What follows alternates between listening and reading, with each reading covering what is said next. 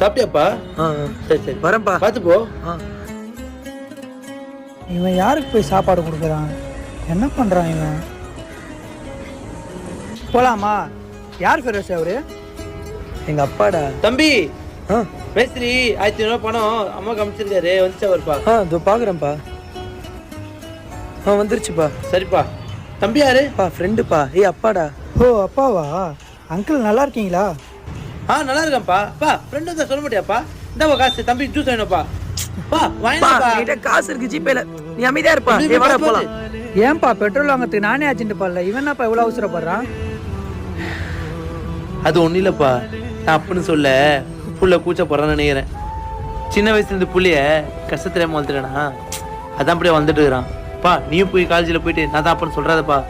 சரிப்பா, ஆனால் நான் காலேஜில் பார்க்கறதுக்கு இவனை பணக்கார வீட்டு பையன் நினச்சிக்கினேனேப்பா.